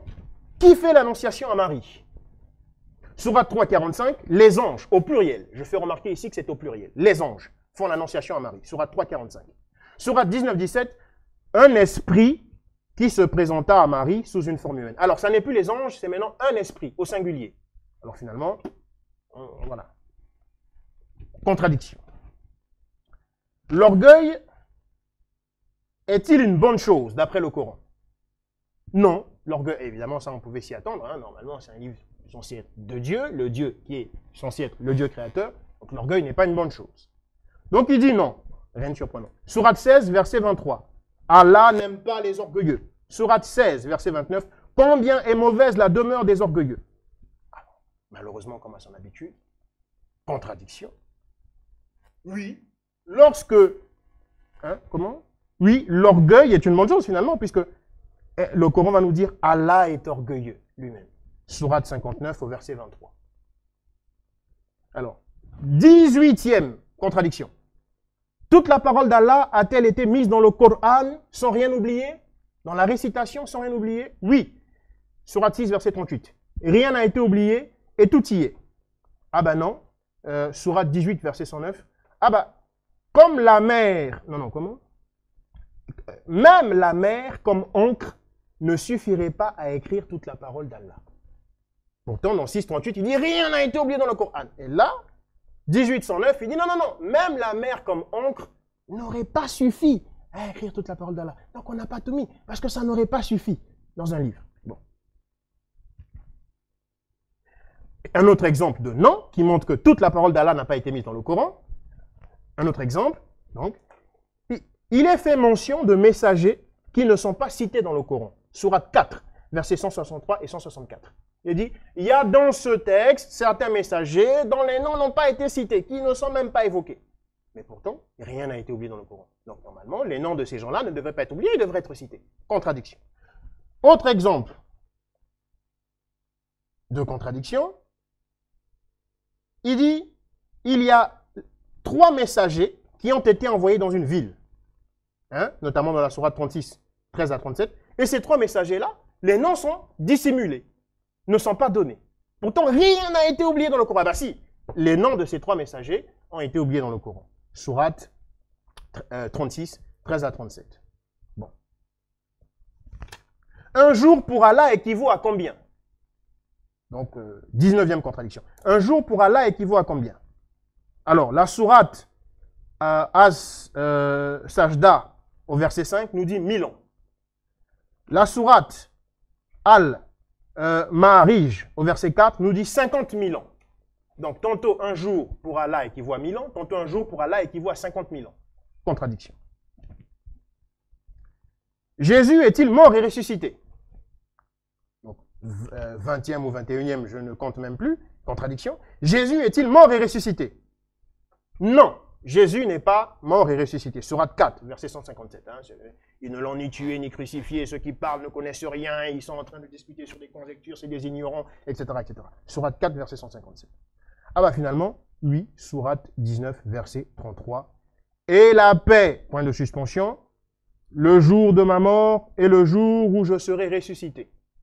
Donc le Coran parle bien de la mort et de la résurrection de Jésus. Sourate 19, verset 33. Alors que sourate 4, verset 157 à 158 dit non, non, non, ils ne l'ont ni tué, ni crucifié, il n'est pas mort, etc. Allah a mis un faux semblant, qui fait d'ailleurs de Allah un menteur. Hein, mais on va y venir. Allah aurait dupé les assistants en mettant quelqu'un qui ressemblait à Jésus, mais ça n'était pas Jésus. Donc Allah a trompé, il a menti tous ces gens-là en disant oui, c'est Jésus, mais en fait, c'est quelqu'un, juste un sosie qui l'avait pris, tout en faisant croire que c'était Jésus. Bon. Énième contradiction, au-delà de 22. Le Coran est-il un livre clair à la portée de tous et sans ambiguïté? Oui, le Coran est un livre clair. Alors là, il y a une panoplie de versets qui en témoignent. Sourate 12.1, Sourate 36.69, Sourate 15.1, Sourate 43.2, Sourate 44.2, Sourate 27.1. Bref, je ne vais pas tout citer. Sourate 15.1, par exemple, dit « Voici les versets du livre qui sont d'une lecture explicite, d'une lecture simple. » Sourate 16, par exemple, verset 103, dit « Le Coran est écrit dans un arabe clair. » C'est-à-dire les versets sont clairs. D'autres références disent « est bien détaillé. » D'accord? Voilà. Sourate 2.2, il n'y a aucun doute au sujet de ce livre. Absolument aucun doute. Pourtant, il y a des doutes, on ne sait même pas les noms des 3 messagers. D'accord? Bon. Et il y a plusieurs autres doutes. Bon. Non, le Coran n'est pas un livre clair, finalement. Donc, élément de contradiction. Finalement, on va nous dire, non, non, non, le Coran n'est pas un livre clair. Car nul n'en connaît l'interprétation à part Allah. Sourate 3, verset 7. Il faut savoir, soit il est clair, soit il n'est pas clair. S'il est clair, tout le monde doit en connaître l'interprétation. S'il n'est pas clair, alors oui, évidemment, il n'y a qu'Allah qui peut en connaître l'interprétation. D'accord? Et puis d'ailleurs, pourquoi Allah enverrait-il un livre dont lui seul connaît l'interprétation? À quoi ça sert? Parce qu'il ne l'envoie pas pour lui. Il l'envoie pour des humains. Alors si les humains ne peuvent pas le comprendre, pourquoi l'envoyer? Je pense qu'Allah est beaucoup plus intelligent que le Coran ne veut le faire croire ici. Bon. Énième contradiction. Pourra-t-on porter le fardeau d'autrui? Sourate 6, verset 164 dit non. Au jour du jugement, personne ne portera le fardeau d'autrui. Sourate 6, verset 164. Il y a d'autres sourates, 17, 15, bref, je vais m'arrêter là pour des questions de temps. Ah bah oui, on pourra porter le fardeau d'autrui. Sourate 16, verset 25. Contradiction.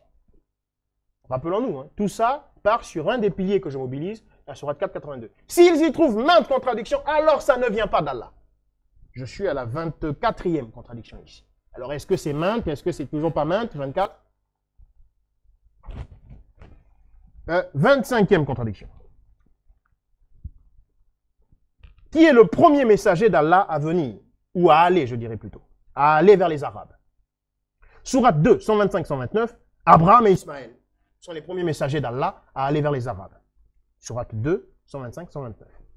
Finalement, Sourate 28, 46, ah non, non, non, Muhammad est le premier messager d'Allah à aller vers les Arabes avec la guidance, avec le message d'Allah, avec la récitation d'Allah. Bon, Muhammad n'est pas Abraham. Sauf si mon co-débatteur me dit, ah ben si, il y a un certain miracle qui fait que Muhammad, finalement, n'est autre que Abraham et Ismaël en même temps. Bon, c'est lui qui pourra nous montrer cela. Énième contradiction. Commettre le shirk Le shirk, ici, c'est l'idolâtrie. D'accord? Commettre le shirk. Association. Oui, mais c'est ça l'idolâtrie. Commettre le shirk est-il impardonnable ou pas? Alors, oui, c'est impardonnable. Sourate 4, 48. Commettre le shirk, c'est impardonnable. Alors que la sourate 4, 153, c'est le même chapitre, hein, mais des versets différents. La sourate 4, 153 nous dit non, non, non, non, commettre le shirk, ça n'est pas impardonnable. Le jeûne du ramadan est-il libre ou obligatoire? Est-ce que si quelqu'un décide de ne pas le faire, il a le droit de ne pas le faire? Ou est-ce qu'il est obligé de le faire, qu'il le veuille ou pas? Le Coran va nous répondre. Sourate 2, verset 184. Non, non, le croyant est libre. Celui qui suit Allah est libre, hein, de le faire ou pas. Et, car s'il ne peut pas le faire, il y a une compensation. Hein, il va compenser en nourrissant un pauvre. Ça lui permet de ne pas faire le ramadan. Il faut qu'il nourrisse un pauvre pendant toute la période du ramadan. Sourate 2, verset 184. Donc il est libre, le jeûne du ramadan. Finalement, Sourate 2, verset 185, deux versets qui se suivent. Mais voilà qu'on observe une contradiction. Alors que les deux versets se suivent, ils sont consécutifs. 185. Ah non, non, non, non, le croyant n'est pas libre. Non, non, non. Il n'est pas genre oui, je veux pas, et puis je fais pas. Non. Il est obligatoire de faire le ramadan. Énième contradiction. Allah sanctionne-t-il les messagers qui disent en son nom des choses qu'il n'a pas commandé de dire? Allah sanctionne-t-il des messagers qui disent en son nom des choses qu'il n'a pas commandé de dire? Oui. Allah sanctionne les messagers qui disent en son nom des choses qu'il n'a pas commandé de dire. En faisant quoi? C'est quoi la sanction? Il leur tranche la horte. Sourate 69, versets 43 à 46. Et finalement, ah ben non, non, non, non, Allah ne sanctionne pas les messagers qui disent des choses que lui n'a pas commandé, lui, Allah, n'a pas commandé de dire. Non, Allah ne sanctionne pas. Il ne tranche plus la horte. Au contraire, il les caresse dans le sens du poil. Évidemment, d'après le Coran, ce n'est pas moi qui le dis. Sourate 22, verset 52. Voilà. Sourate 22, verset 52. Ah non, non, non. Quand un messager d'Allah dit des choses qu'Allah n'a pas commandé de dire, Allah annule ce que le diable a suggéré. Voilà, il ne faut pas t'en faire. Ça n'est pas un souci. Alors que dans le 69-43, c'est un souci puisqu'il va te trancher la horte. Énième contradiction. En combien de jours Allah a détruit le peuple de Had? Sourate 54, verset 18. En un jour, Allah a détruit le peuple de Had. Sourate 69, verset 6.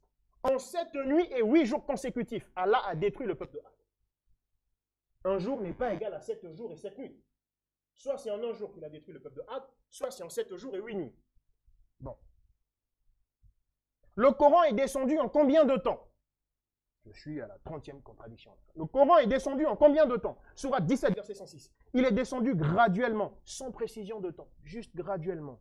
Mais on ne sait pas combien de temps, on ne sait pas. Pourtant, rien n'est oublié dans le Coran. Donc on est censé savoir, avoir l'information. Mais non, non, on ne sait pas. Sourate 17, 106. Et puis finalement, comme à son habitude, le Coran va varier la chose. Sourate 44, verset 3.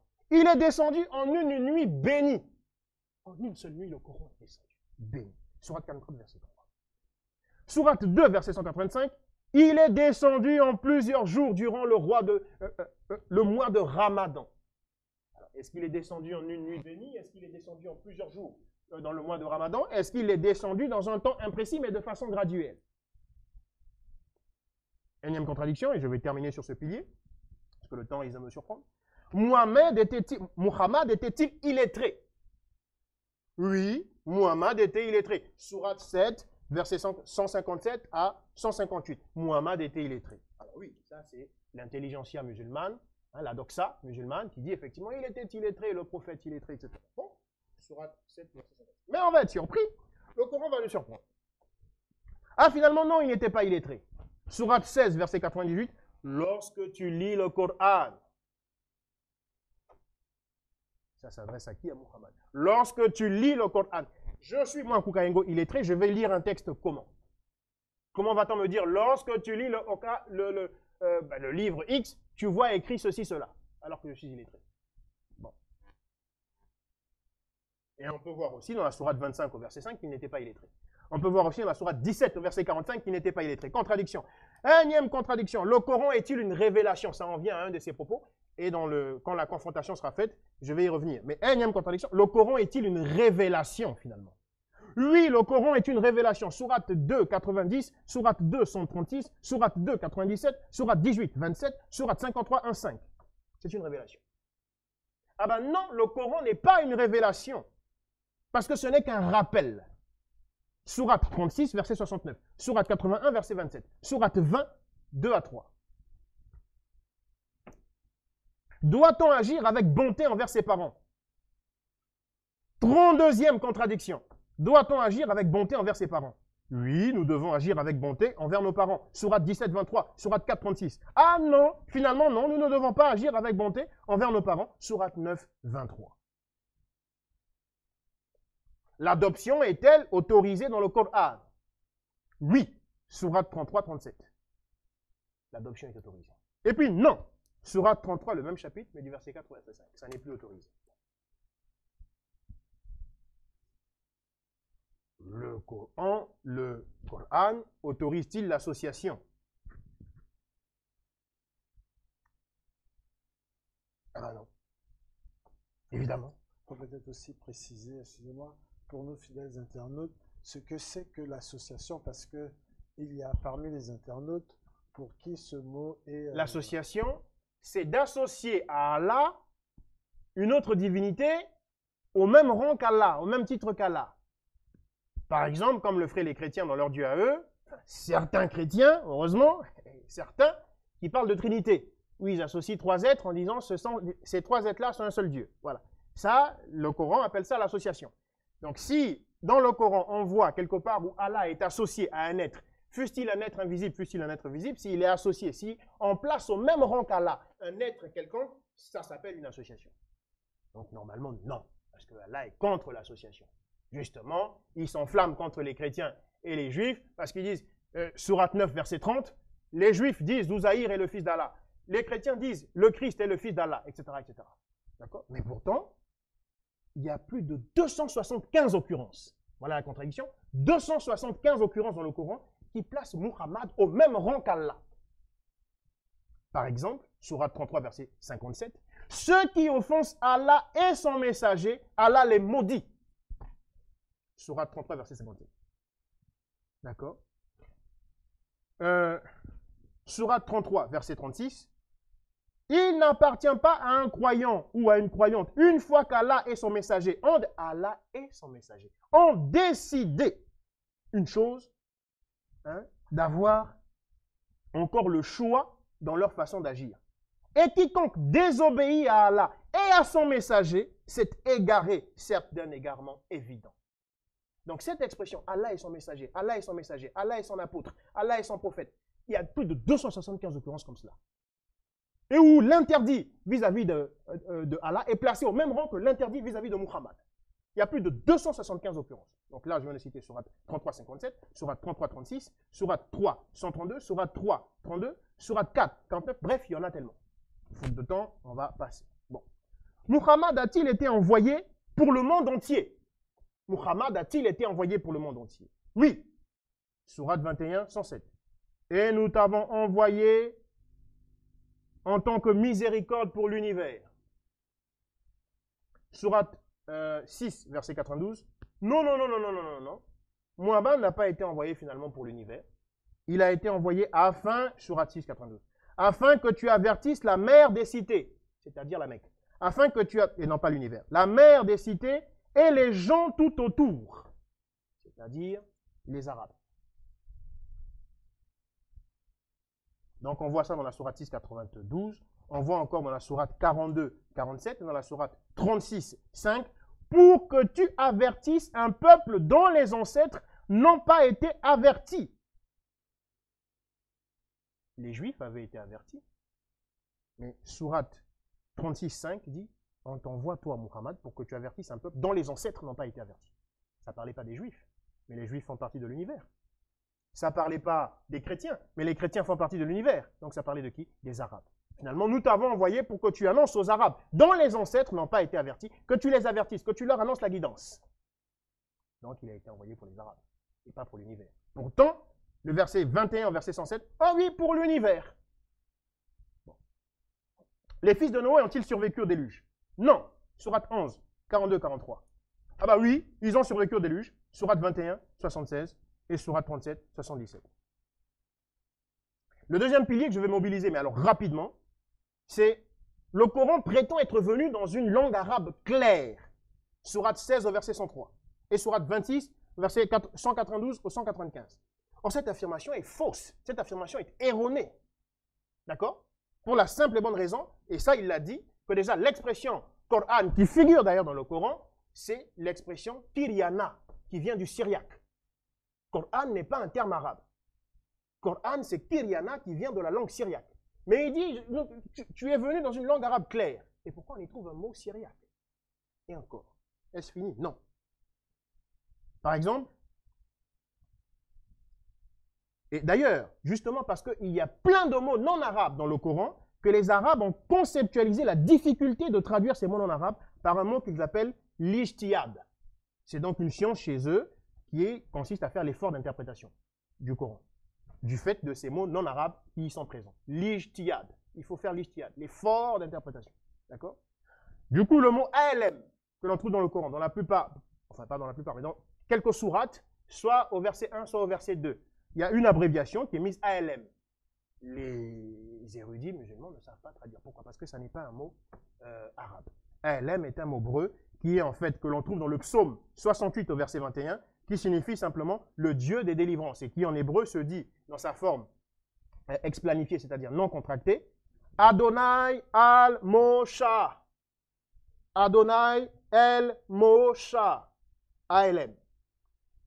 Psaume 68, verset 21. C'est-à-dire que celui qui a écrit ALM avait à côté de lui sa Bible. Il avait notamment le psaume 68, verset 21. C'est pour ça d'ailleurs que parmi ceux qui écrivent donc le Coran, certains vont dire, Sourate 2, verset 40 au verset 44, le Coran confirme ce qui a été envoyé avant lui. Sourate 2, verset 89-91, confirmant la Torah et l'Injil. Sourate 10, 37, il vient confirmer le kitab révélé avant lui. Le kitab, c'est le mot arabe qui signifie livre. Il vient confirmer le livre révélé avant lui. D'accord? Donc là, il est simplement en train de citer Psaume 28, verset 21. L'Éternel, le Dieu des délivrances. Adonai el Homosha. Ça n'est pas un mot arabe. Pourtant, c'est dans une langue arabe claire. Bon.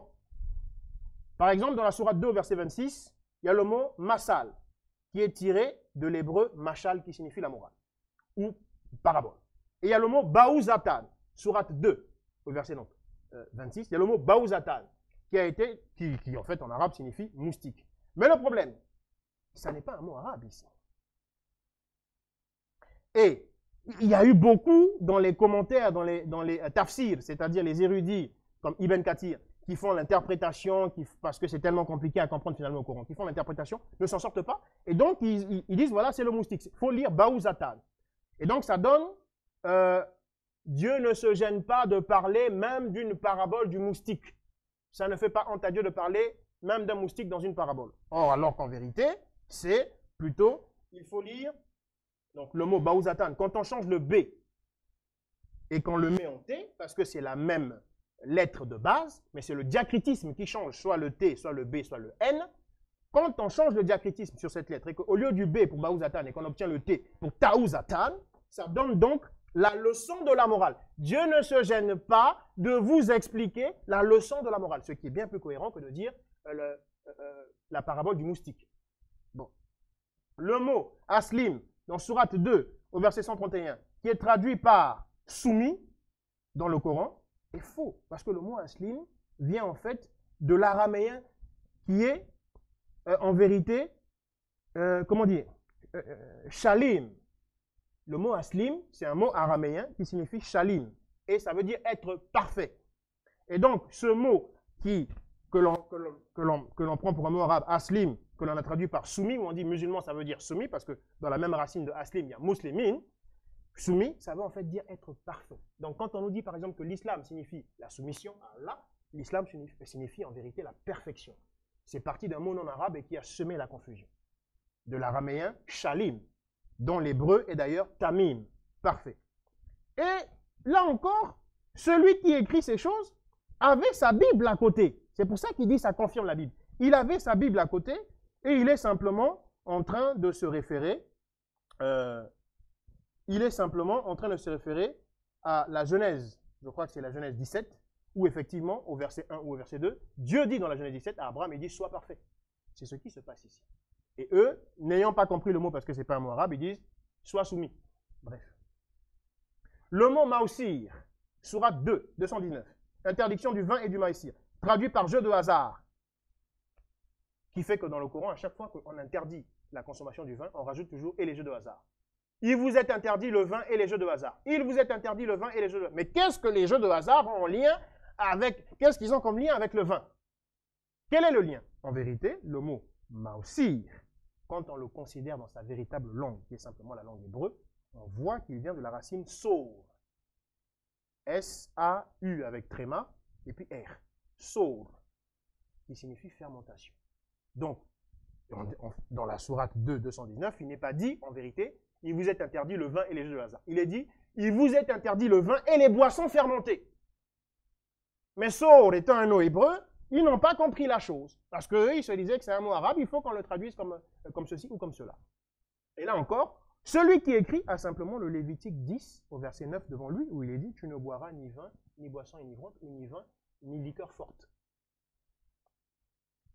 Le mot Al-Kawthar, qui est d'ailleurs le titre d'une sourate, la sourate 108. Ce mot Al-Kawthar n'est pas un mot arabe. Et les érudits arabes s'en sont pris plein la gueule en voulant l'interpréter. Mais tout en reconnaissant que ça n'est pas un mot arabe. Et ils vont donner à ça environ 8 interprétations. Al-Kawthar, qui est le nom de la sourate 108. Ils vont dire, ah, Al-Kawthar, c'est pas un mot arabe, mais on pense que ça veut peut-être dire l'abondance. D'autres vont dire, non, non, ça veut dire Coran et le savoir et la science. D'autres vont dire, non, non, non, ça veut dire le prophète et ceci, cela. D'autres vont dire, non, ça veut dire la multitude d'adeptes du prophète. D'autres vont dire, non, non, non, ça veut dire une rivière ou un lac au paradis, etc., etc. 39 minutes. Donc, j'en ai plus que 12. 39 minutes. Alors, dans la sourate 112, il est dit Allah Had. Had, c'est le mot hébreu Ehad, qui signifie un. Et c'est ici le schéma Israël, c'est-à-dire le Deutéronome 6.4. Mais ils vont dire Allah Ehad. Had, c'est pas un mot arabe. C'est le schéma Israël, le Deutéronome 6.4, parce que c'est dans cette sourate 112 où on dit Allah est le seul Dieu, il est l'unique. Voilà, il n'a engendré ni n'a été engendré. En fait, ils sont, sauf sur la partie n'a engendré ni n'a été engendré, ils sont dans le schéma Israël, Deutéronome 6.4.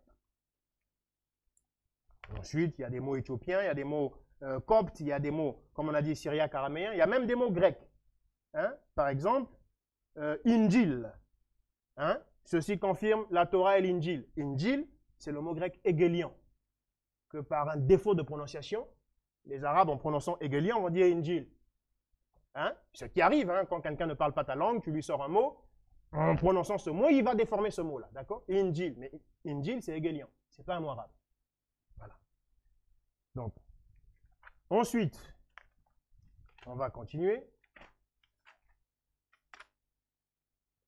Les erreurs dans le Coran. Il y a une confusion entre Marie, il a cité Marie, il y a une confusion entre Marie, sœur de Moïse, et Marie, mère de Jésus. Une confusion notoire. Sourate 19 au verset 27, Sourate 19 au verset 51, Sourate 66, il y en a tellement.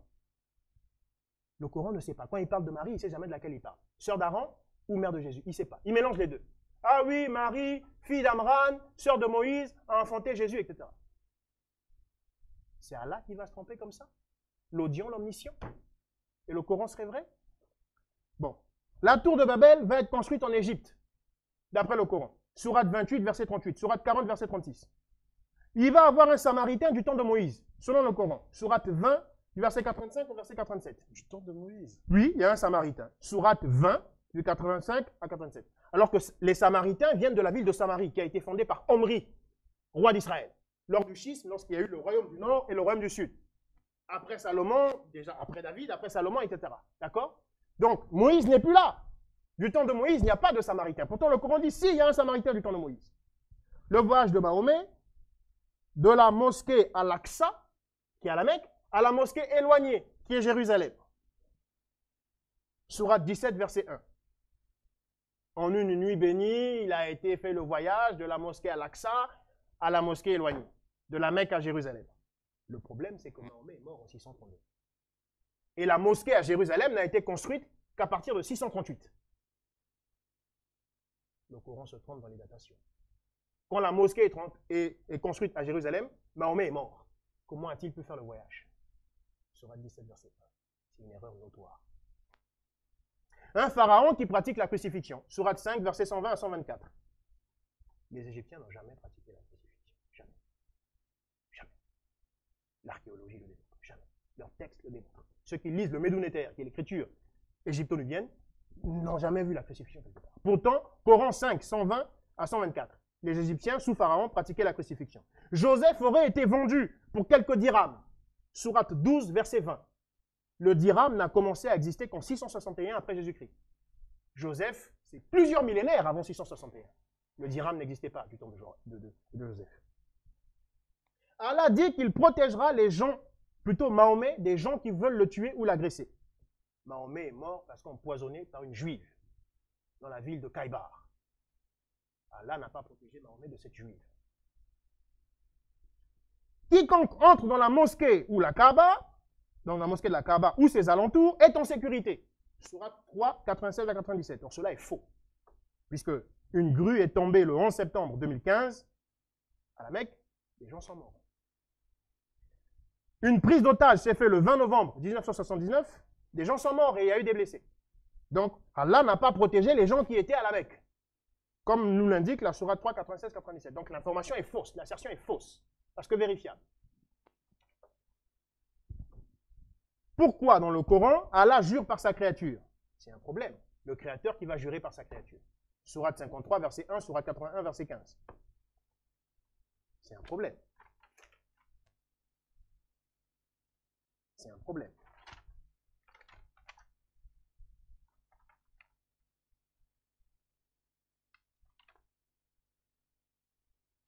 Iblis n'est pas un djinn. Sourate 18 au verset 50. Iblis n'est pas un djinn. Plutôt, n'est pas un ange, c'est un djinn. Et pourtant, dans l'ordre que Allah va donner aux anges, prosternez-vous devant Adam, Allah va en vouloir à Iblis de ne pas s'être prosterné. Mais l'ordre est donné aux anges, et pas aux djinns. Or, Iblis est un djinn. Alors pourquoi Allah lui en veut? Pourquoi Allah le maudit? Parce qu'il ne se prosterne pas. Est-ce qu'il était concerné? Puisque l'ordre n'est donné qu'aux anges, et pas aux djinns. Mais lui est un djinn. Iblis est un djinn. Sourate 18, verset 50.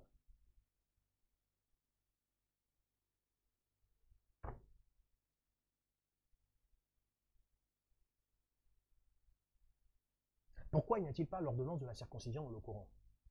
C'est grave, puisque les musulmans pratiquent la circoncision. En disant que ça vient de Allah. Pourquoi Allah n'a pas... Puisque rien n'a été oublié dans le Coran. Pourquoi l'ordonnance de la circoncision a été oubliée dans le Coran? Pourquoi ça n'est pas cité dans le Coran?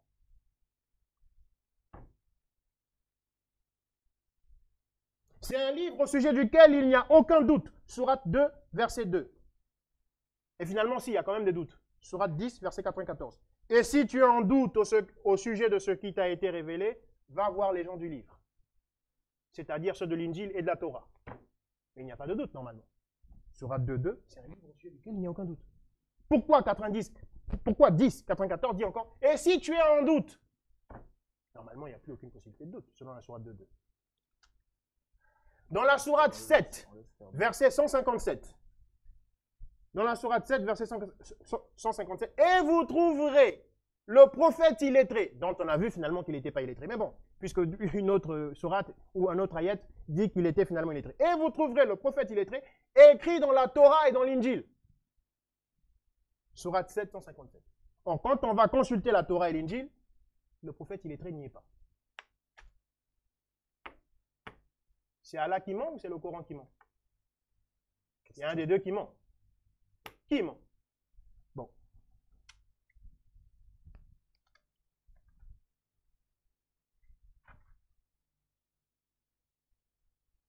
J'ai encore mon temps. J'ai 47 minutes et 2 minutes. Enfin, 47 minutes et quelques secondes. Sur la paternité d'Allah. Sourate 5, verset 18. Mais les Juifs et les chrétiens ont dit, nous sommes les fils d'Allah et ses préférés. Sourate 112, verset 3. Mais Allah n'engendre ni n'a été engendré. Et les Juifs et les chrétiens ont dit, nous sommes les fils d'Allah. Donc, c'est mauvais. Ok, jusque-là, il y a de la cohérence. Sourate 5, 18, Sourate 112, verset 3. Il y a de la cohérence. Mais le problème, il y a une cohérence interne au Coran par rapport à cette question, mais le problème, n'oublions pas, Sourate 2, 40 à 44, le Coran confirme ce qui a été envoyé avant lui, c'est-à-dire la Torah et l'Injil. Sourate 2, 89, 91, il confirme la Torah et l'Injil. Sourate 10, 37, il vient confirmer le Kitab, révélé avant lui. Le Kitab, signifie le livre? Ben, dans la Bible, qui est le fameux Kitab révélé avant lui, Exode 4, 22-23, Israël est mon fils. Israël est mon fils bien-aimé. Je t'ordonne de laisser partir mon fils. Deutéronome 14, 1. Vous êtes les enfants de l'Éternel, votre Dieu. Deutéronome 32, 6. L'Éternel n'est-il pas ton père? Deutéronome 32, 18. Le Dieu qui t'a mis au monde. Alors le Coran confirme-t-il le Kitab révélé avant lui? Sourate 112. Allah n'a été engendré ni n'engendre. Deutéronome 32, 18. Le Dieu qui t'a mis au monde. Est-ce qu'il y a une confirmation ici? On va s'arrêter déjà là. Voilà, fidèles internautes, comme vous l'avez constaté, il y a eu l'exposé donc du frère Koukayengo. À vous d'apprécier ce qui a été dit pour justement nous convaincre du fait que le Coran ne soit pas vrai, ni révélé, ni même inspiré. Alors, nous allons passer à une troisième phase de ce débat, de cette Encore mon co-débatteur ne me croirait pas crédible. Hein. Je viens d'arrêter. 49. Non, c'était pour... La régie est là pour trancher de toute façon. Alors, donc comme je disais, nous allons passer donc à une troisième phase.